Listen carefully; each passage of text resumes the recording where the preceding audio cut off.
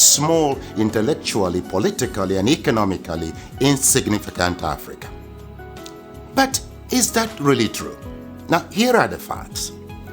Africa has a total area space larger than all of Europe, China, and the United States of America combined. Yes, it is 3 times the area of China, 3 times the area of Europe, 3 times the area of United States of America, meaning you can transplant China, Europe, and United States, and several other countries on the Africa continent, and they will fit neatly. Africa is 30.5 million square kilometers and a youthful population of 1.3 billion inhabitants. China is 9.6 million square kilometers and 1.4 billion inhabitants. India has a total space of 3.3 million square kilometers and 1.4 billion inhabitants. Now, yet, Africa is projected as overpopulated, and pressure mounts on Africans and their leaders to depopulate. Why? Why? Now, please note, Africa is home to 60% of the world's arable land, 90% of raw material reserve, 40% of gold reserve, 33% of diamond reserve, 95% of platinum reserve, and holds the largest bauxite reserves in the world. Of course, in addition to manganese, woods, uranium, crude oil, and others. Yet, the continent is touted as the poverty capital of the world and ripe for depopulation. The question is, why? Well, President Jacques Chirac of France provides an illuminating insight. He said, "We bled Africa for 4.5 centuries. We looted their raw materials, then we told lies that the Africans are good for nothing.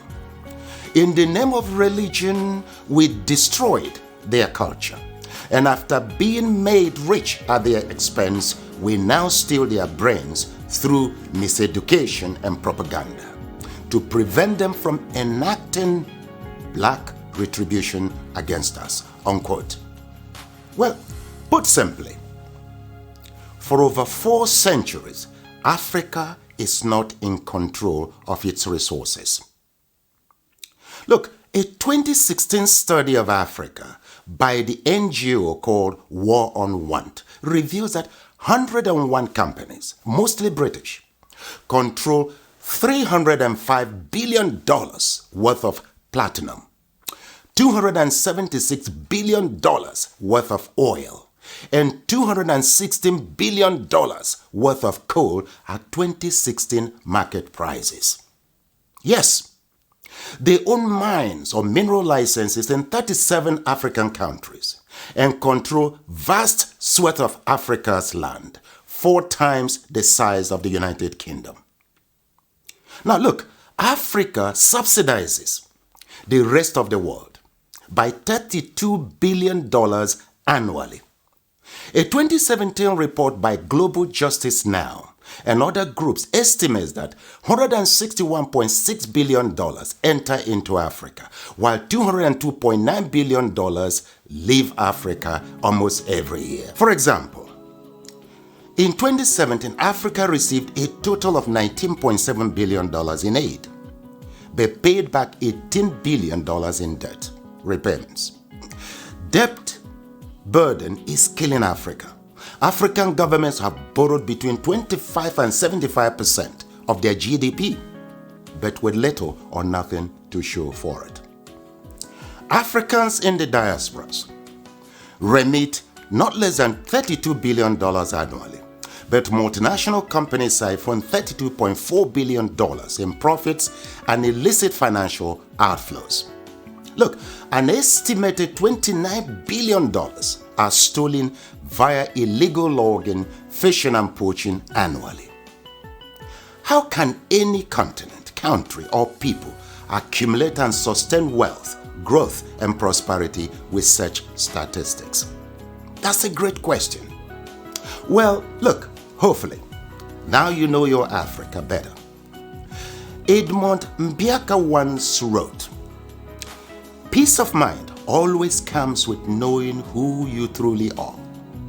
where you currently stand, where you positively need to be, and strongly believing in its possibility. Africa needs to control its resources, no doubt. For productive, patriotic, and effective leadership, we need our best and ablest citizens with fortified character in local, state, and federal governments. This must be given utmost consideration in upcoming elections across Africa. Let me say it once more. Our problem is not the age of our leaders, but unfortified character. It is your responsibility to protect and defend your Africa. The starting point is to educate and transform the mindset of our leaders and peoples. Look, the least you can do is to assist with ensuring that this message reaches every African. Slavery destroyed us. Religion divided us. Ignorance controls us. And truth scares us.